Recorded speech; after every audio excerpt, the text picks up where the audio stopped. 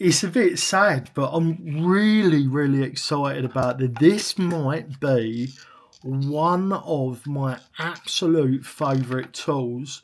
I used to build drones. I used to build a lot of drones. I actually worked on them for the Australian Security Council. So yeah, I did a lot of wiring, guys. And when I say I did a lot of wiring, I mean I did a lot of wiring. This thing has been used and used and used. It's made by a company called Plus Plugs. I'm sure other brands are going to do just as well. If I can't find this in your region, I may provide you with links down below of other highly rated units. I've used a lot of these. I've never really had one that wasn't very good. This one actually is going to be getting replaced because of how tired it is. This is maybe 10, 12 years old at this point. Let me just show you why I love it so much. So you've got a piece of wire there that's not got any exposed material. All you do, you put it in there.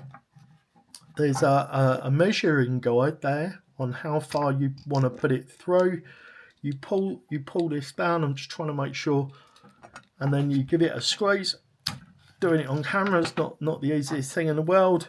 And let's get that bit. Well, actually, you can see, look, it has actually cut through a couple of wires because I was doing it a bit janky and because the tool's a little bit old now. But it removes the outer.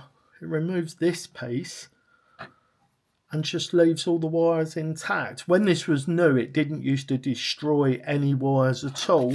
And if you wanted to cut a piece of wire, there's also a hole there. If you wanted to clean a piece of wire, you just use that. And as you can see, that is absolutely knackered, which is why it's going to be getting replaced. But it would have originally, when it was in good condition, it would have left a nice clean cut.